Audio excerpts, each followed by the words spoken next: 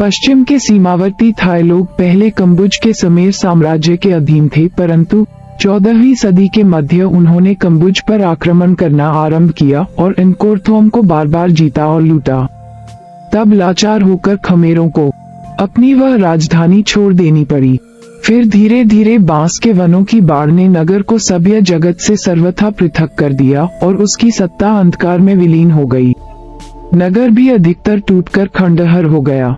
19वीं सदी के अंत में एक फ्रांसीसी वैज्ञानिक ने 5 दिनों की नौक यात्रा के बाद उस नगर और उसके खंडहरों का पुनरुद्धार किया। नगर तोनले सांप नामक महान सरोवर के किनारे उत्तर की ओर सदियों से सोया पड़ा था, जहां पास ही दूसरे तट पर विशाल मंदिरों के भग्नावशेष खड़े थे। आज का एंकोरथोम एक विशाल नगर का खंडहर है। उसके चारों ओर 330 फुट चौड़ी खाई है जो सदा जल से भरी रहती थी। नगर और खाई के बीच एक विशाल वर्गाकार प्राचीर नगर की रक्षा करती है। प्राचीर में अनेक भव्य और विशाल महाद्वार बने हैं। महाद्वारों के ऊंचे शिखरों को त्रिशीर्ष दिग्गज अपने मस्तक पर उठाए खड़े हैं। विभिन्न द्वारों से 5 विभिन्न राजपथ नगर के मध्य तक पहुंचते हैं। विभिन्न आकृतियों वाले सरोवरों के खंडहर आज अपनी जीर्णावस्था में भी निर्माणकर्ता की प्रशस्ति गाते हैं। नगर के ठीक बीचों बीच शिव का एक विशाल मंदिर है जिसके 3 भाग हैं। प्रत्येक भाग में एक ऊंचा शिखर है। मध्य शिखर की ऊंचाई लगभग 150 फुट है। इस ऊंचे शिखरों के चारों ओर अनेक छोटे छोटे शिखर बने हैं जो संख्या में लगभग 50 हैं। इन शिखरों के चारों ओर समाधिस्थ शिव की मूर्तियां स्थापित हैं। मंदिर की विशालता और निर्माण कला आश्चर्यजनक है। उसकी दीवारों को पशु, पक्षी, पुष्प एवं नृत्यांगनाओं जैसी विभिन्न आकृतियों से अलंकृत किया गया है। यह मंदिर वास्तुकला की दृष्टि से विश्व की एक आश्चर्यजनक वस्तु है और भारत के प्राचीन पौराणिक मंदिर के अवशेषों में तो एकाकी है। एंकोरथोम के मंदिर और भवन, उसके प्राचीन राजपथ और सरोवर सभी उस नगर की समृद्धि के सूचक हैं।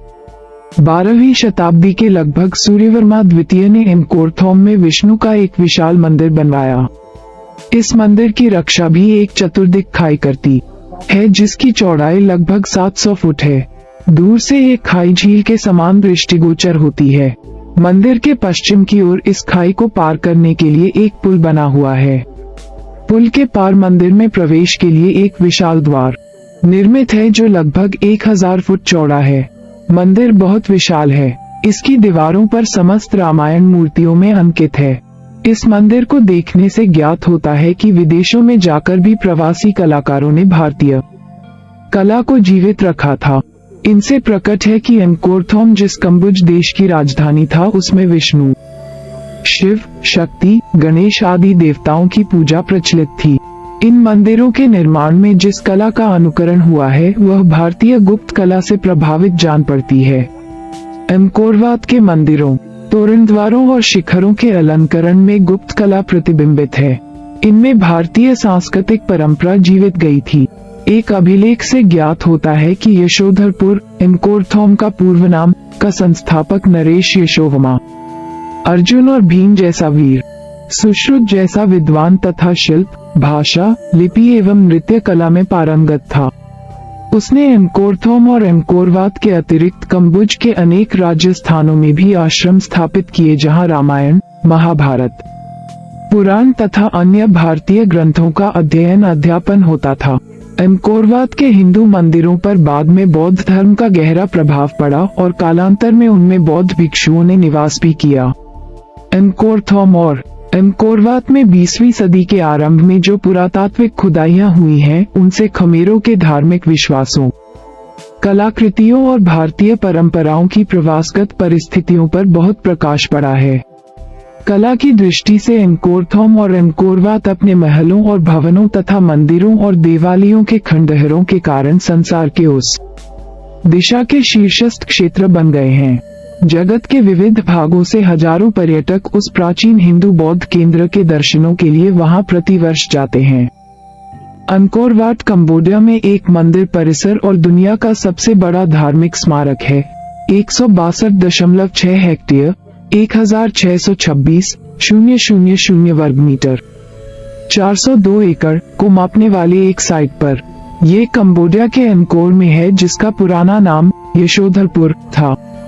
इसका निर्माण सम्राट सूर्यवर्मन द्वितीय 1112-53 ई के शासनकाल में हुआ था। यह एक हिंदू मंदिर है। मीकाम नदी के किनारे सिमरिप शहर में बना यह मंदिर आज भी संसार का सबसे बड़ा मंदिर है, जो सैकड़ों वर्ग मील में फैला हुआ है।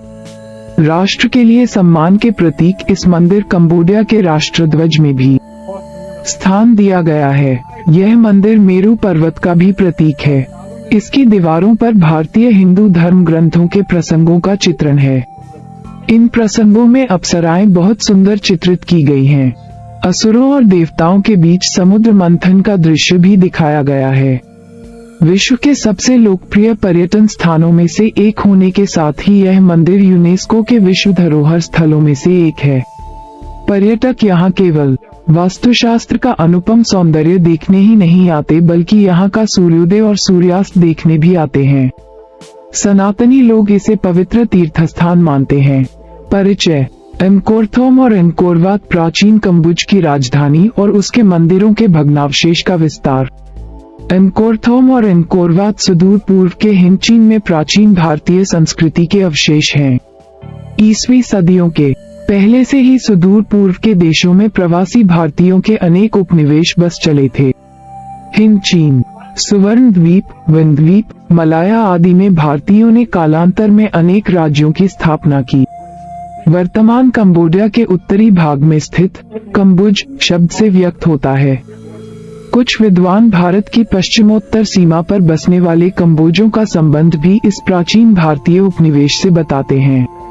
अनुश्रुति के अनुसार इस राज्य का संस्थापक कौंडिन्य ब्राह्मण था, जिसका नाम वहां के एक संस्कृत अभिलेख में मिला है। 9वीं शताब्दी ईस्वी में जयवर्मा तृतीय कंबुज का राजा हुआ और उसी ने लगभग 860 एडी में एंकोरथोम, थोम का अर्थ राजधानी है, नामक अपनी राजधानी की नींव डाली। राजधानी प्रायः 40 वर्षों तक बनती रही और 900 ई के लगभग तैयार हुई। उसके निर्माण के संबंध में कंबुज के साहित्य में अनेक किंवदंतियां प्रचलित है। स्थापत्य। खमेर शास्त्रीय शैली से प्रभावित स्थापत्य वाले इस मंदिर का निर्माण कार्य सूर्यवर्मन द्वितीय ने प्रारंभ किया, परंतु वे इसे पूर्ण नहीं कर सके। मंदिर का कार्य उनके भांजे एवं उत्तराधिकारी धर्मेंद्रवर्मन के शासनकाल में संपूर्ण हुआ। मिस्र एवं मैक्सिको के सटिप पिरामिडों की तरह ये सीढ़ी पर उठता गया है। इसका मूल शिखर लगभग 64 मीटर ऊंचा है। इसके अतिरिक्त अन्य सभी 8 शिखर 54 मीटर ऊंचे हैं। मंदिर 3.5 किलोमीटर लंबी पत्थर की दीवार से घिरा हुआ था। उसके बाहर 30 मीटर खुली भूमि और फिर बाहर 190 मीटर चौड़ी खाई है। विद्वानों के अनुसार यह चोल वंश के मंदिरों से मिलता जुलता है। दक्षिण पश्चिम में स्थित ग्रंथालय के साथ ही इस मंदिर में 3 वीथियां हैं, जिसमें अंदर वाली अधिक ऊंचाई पर हैं। निर्माण के कुछ ही वर्ष पश्चात चंपा राज्य ने इस नगर को लूटा। उसके उपरांत राजा जयवर्मन-7 ने नगर को कुछ किलोमीटर उत्तर में पुनर्स्थापित किया। 14वीं या 15वीं शताब्दी में थेरवाद बौद्ध लोगों ने इसे अपने नियंत्रण में ले लिया। मंदिर के गलियारों में तत्कालीन सम्राट बलि वामन, स्वर्ग नरक, समुद्र मंथन, देव दानव युद्ध, महाभारत, हरिवंश पुराण तथा रामायण से संबद्ध अनेक शिलाचित्र हैं। यहाँ के शिलाचित्रों में रूपायित राम कथा बहुत संक्षिप्त है।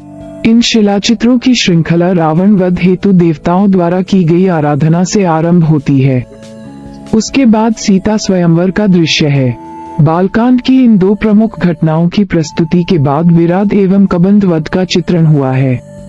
अगले शिलाचित्र में राम धनुष बाण लिए स्वर्ण मृग के पीछे दौड़ते हुए दिखाई पड़ते हैं।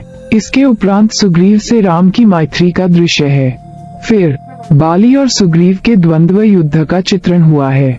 परवर्ती शिलाचित्रों में अशोक वाटिका में हनुमान की उपस्थिति, राम रावण युद्ध, सीता की अग्नि परीक्षा और राम की अयोध्या वापसी के दृश्य हैं। अंकोरवाट के शिलाचित्रों में रूपायित राम कथा यद्यपि अत्यधिक विरल और संक्षिप्त है, तथापि यह महत्वपूर्ण है क्योंकि इसकी प्रस्तुति आदिकाव्य की कथा के अनुरूप हुई है।